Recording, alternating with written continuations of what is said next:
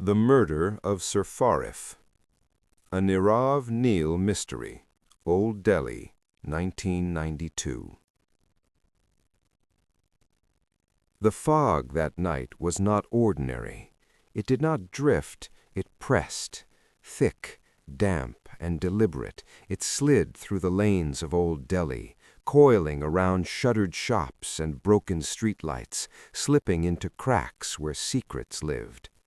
From the rooftop opposite the Haveli, Nirav Neil watched the fog swallow Chandni Chowk until even the azan sounded distant, as if the city itself were holding its breath. The message came on a landline, its ring abrupt and nervous. "Sir Farif is dead," the voice said. "They say his face," the line crackled, "was frozen in fear." Nirav did not ask questions. He took his coat, wrapped his scarf once, and stepped into the night. Sir Farif's Haveli stood just off a forgotten gali, its wooden doors dark with age and neglect. Inside, the air smelled of old paper, damp walls, and extinguished candles, the smell of things abandoned but not forgotten. The study was immaculate, too immaculate. Sir Farif sat upright behind his desk, eyes wide, unblinking, lips parted slightly, as though he had tried to speak to something that never answered. There was no blood, no sign of struggle. Death had arrived politely. Nirav moved closer, careful not to disturb the silence.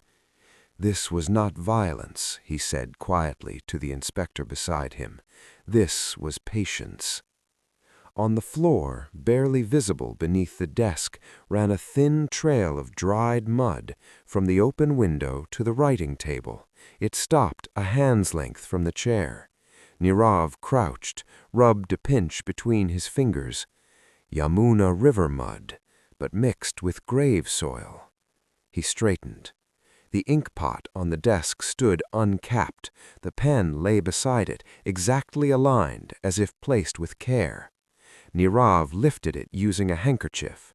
Under the yellow bulb, the nib caught the light, a faint greenish sheen. "Poison," he said, "slow, hallucinogenic, causes terror before the end." The inspector swallowed. "So he knew?" Nirav nodded once. He knew he was dying, and worse, he knew who had come. Behind the bookshelf, Nirav noticed a scrape mark on the floor, barely a breath out of line. He pressed, and a hidden panel gave way. Inside lay property papers, yellowed letters, and one small object wrapped in cloth, a child's silver locket, clogged with old hardened mud. Nirav closed his eyes for a moment. The story assembled itself without effort. Years ago, Sir Farif had used his influence to seize land along the river. A family had been evicted overnight, their house demolished, their parents vanished into poverty, their child disappeared. The boy had not disappeared. He had stayed, grown, watched. The caretaker was found in the courtyard, sweeping leaves that had fallen hours earlier.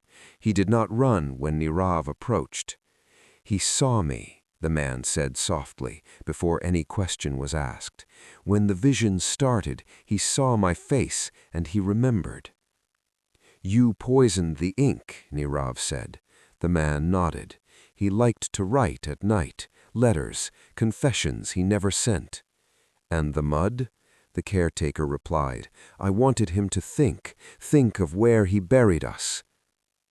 Dawn crept slowly into Old Delhi, thinning the fog, revealing the city inch by inch.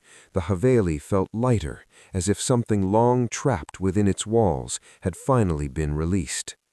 Nirav stood at the threshold, watching the morning claim the lanes. "Evil," he said, more to himself than to anyone else, "is never erased.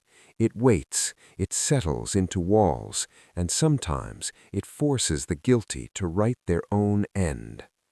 As the sun rose over the rooftops, Nirav turned away. Yet even as the fog dissolved, the feeling remained that old Delhi was still watching, and that some shadows never truly leave.